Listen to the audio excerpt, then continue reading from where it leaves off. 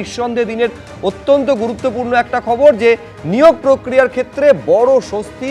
School service কমিশনের 31শে December পর্যন্ত ছিল যেটা ডেডলাইন, সেটা বাড়িয়ে 31শে আগস্ট 2026 পর্যন্ত করে দেওয়া হলো। আর এই নির্দেশের মধ্যে এসএসসিকে সার্টিফিকেট বলে মনে করছেন রাজ্যের শিক্ষামন্ত্রী। দেখুন, নবম, দশম ও একাদশ দ্বাদশে নিয়োগ প্রক্রিয়া শেষের সময়সীমা বাড়ল। 31শে আগস্ট পর্যন্ত চাকরি করতে পারবেন অযোগ্য বলে চিহ্নিত নন এমন চাকরিহারারা। বড়দিনের আগে সুপ্রিম কোর্টে বড় স্বস্তি পেল রাজ্য সরকার ও এসএসসি।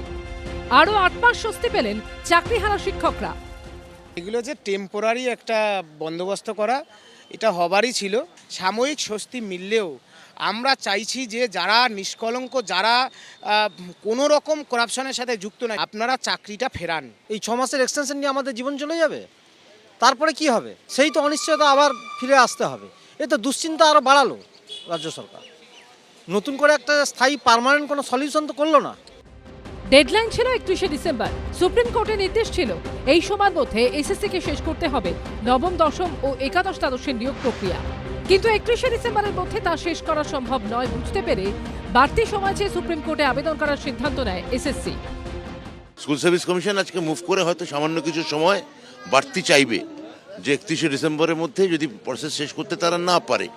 এবার এটা কতদিন চাইবে বা না চাইবে সেটা এসএসসিকে আমি বলেছি, আমার সঙ্গে এসএসসি মিটিংও হয়েছে এই নিয়ে। বৃহস্পতিবার এসএসসির সেই আবেদনের শুনানি হয় সুপ্রিম কোর্টের বিচারপতি সঞ্জয় কুমারের ডিভিশন বেঞ্চে। এই দিন সর্বোচ্চ আদালতে এসএসসির আইনজীবী কল্যাণ বন্দ্যোপাধ্যায় বলেন, ওই সময়ের মধ্যে নথি যাচাই, স্বাস্থ্য পরীক্ষা, পুলিশ ভেরিফিকেশন শেষ করা সম্ভব নয়। নিয়োগ প্রক্রিয়া শেষ করার জন্য বাড়তি সময় দেয়া হোক।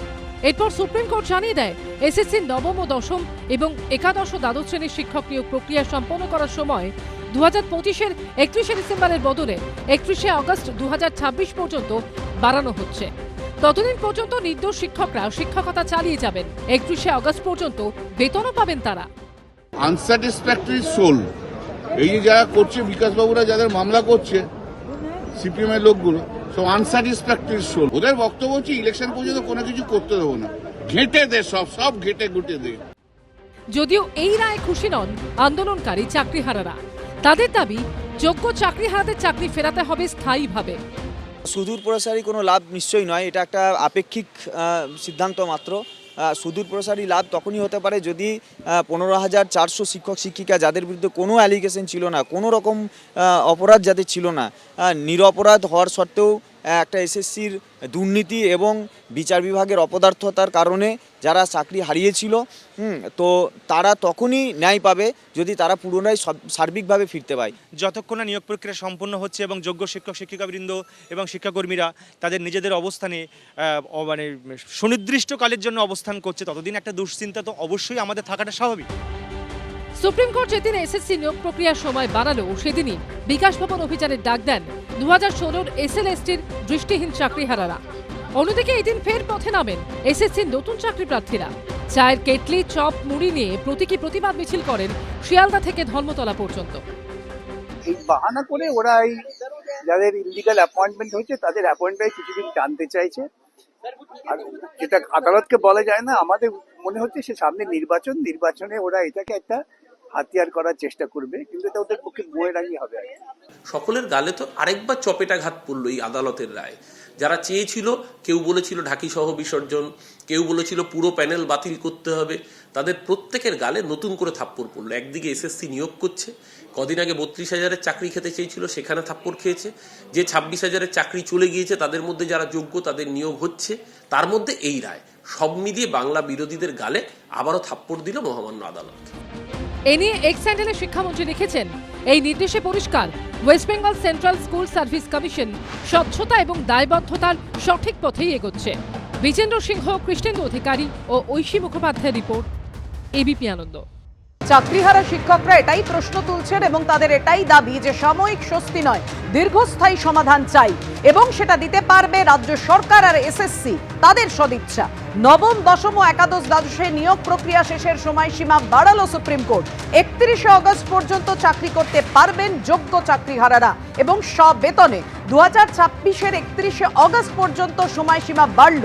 8 মাস নিয়োগ প্রক্রিয়া শেষের সময়সীমা বাড়ালো সুপ্রিম কোর্ট।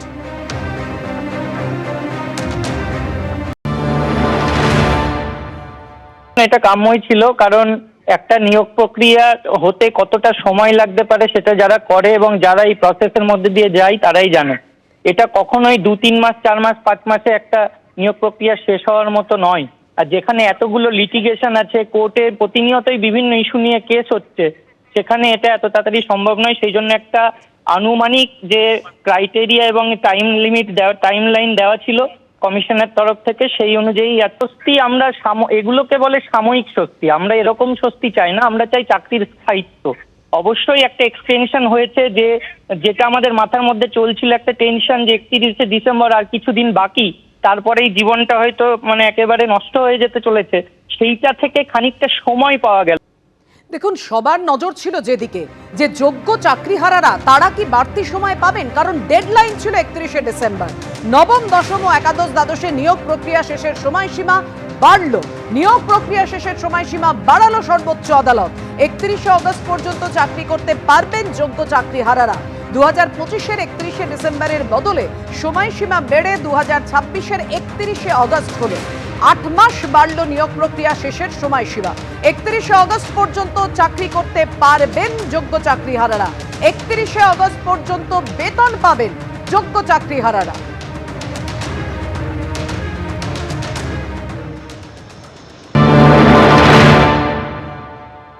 31শে ডিসেম্বর পর্যন্ত সুপ্রিম কোর্টের লাস্ট গাইডলাইন্স ছিল। আমরাও জানতাম যে এসএসসির পক্ষে সেটা সম্ভব করা শেষ করা সম্ভব নয়, তার জন্য এসএসসিকে যেতেই হবে এক্সটেনশনের জন্য। কিন্তু আমরা একটু আশঙ্কিত ছিলাম যে কি হবে, আসলে আদৌ এক্সটেনশন দেবে কিনা, কোর্টের মর্জির উপর ডিপেন্ড করছে সব কিছু। তার জন্য আমরাও লয়ার দিয়েছিলাম এবং সেটা এক্সটেনশন হয়েছে। তো তার জন্য স্বাভাবিকভাবে একটু স্বস্তি, কারণ হচ্ছে যদি 31শে ডিসেম্বরের মধ্যে শেষও হলো না, আবার সব কিছু আটকেও গেল, তো সেক্ষেত্রে একটা বড় সংখ্যক শিক্ষক শিক্ষিকা যারা সম্পূর্ণ নিরপরাধ হওয়ার পরেও চাকরি হারিয়েছে, তারা কিন্তু ভীষণভাবে ক্ষতিগ্রস্ত হতো এবং তাদের খুবই ক্ষতিগ্রস্ত তার জায়গা যেত। কারণ আমরাও চেয়েছিলাম যাতে এক্সটেনশন হয় এবং আমরাও লয়ার দিয়েছিলাম, তো এক্সটেনশনটা হয়েছে, এটাকে আমরা পজিটিভলি নিচ্ছি। এখনো সুযোগ আছে, যারা যোগ্য শিক্ষাকর্মী শিক্ষক শিক্ষিকা আছে এসএসসি 2016 প্যানেল, তাদের যোগ্য তালিকাটা এখনও কান ধরে কলকাতা হাইকোর্টে মামলা চলছে, সেখানে প্রকাশ করলে তারা সেই তালিকা অ্যাপ্রুভ করে সুপ্রিম কোর্টে পাঠিয়ে দেবে, সবার চাকরি ফিরে যাবে। কিন্তু মুখ্যমন্ত্রী চান কেবলমাত্র অযোগ্য যারা টাকা দিয়েছে, যারা ঘুষ দিয়েছে, তাদেরকে বাঁচাতে হবে। 1806 জন কি অযোগ্য শিক্ষকদের তালিকা, জনগণের করের টাকা এই অযোগ্য শিক্ষকদের দেওয়া হয়েছে। আমি বিচারকদের অনুরোধ করব, সুপ্রিম কোর্ট হাইকোর্ট, যে মাননীয় মুখ্যমন্ত্রীর বিরুদ্ধে স্বতঃপ্রণোদিতভাবে ব্যবস্থা নিন। জনগণের করের টাকা খরচা করে তিনি এদেরকে বেতন দিয়েছেন, কেন চাকরি চুরির দায় নিয়ে মুখ্যমন্ত্রীকে গ্রেপ্তার করা হবে না? দেখুন, 8 মাসের এক্সটেনশন এরা যে প্রসেসের মধ্যে দিয়ে আমাদের নিয়ে যাচ্ছে SLST 2, তার জন্য প্রয়োজন ছিল এবং এটা যে হবে আমরা জানি। ফ্রেশ সিলেকশন অ্যাফোরসেট পোস্ট, অর্থাৎ 2016 প্যানেলের যে ভ্যাকান্সি ছিল সেই ভ্যাকান্সিতে ফ্রেশ সিলেকশন লিখে নিয়ে আসলো, ফ্রেশ রিক্রুটমেন্ট নিতে পারলো না টাইমের মধ্যে। এই যত প্রক্রিয়া কেবলমাত্র অযোগ্যদের বাঁচাও, নিজেদের গদি বাঁচাও, চাকরি চুরির দুর্নীতি কোনো মিলিয়ে দাও। এখন ভোট আসছে 26 সালের, মিলিয়ে দাও, গুলিয়ে দাও। ওদের চাকরি দরকার নাই, কারণ মুখ্যমন্ত্রী শিক্ষকদের চাকরি দিতে চান না। তিনি সেই টাকা দিয়ে খেলা করবেন, মেলা করবেন, দান খয়রাতি করবেন, ভিক্ষা দেবেন আর যোগ্য শিক্ষকদের মারবেন। কারণ সুপ্রিম কোর্ট বলেছিল যারা অযোগ্য তাদের বেতন ফেরত দেওয়ার কথা, এখনো পর্যন্ত বেতন ফেরত দিয়েছে? এবিপি আনন্দ, এগিয়ে থাকে, এগিয়ে রাখে।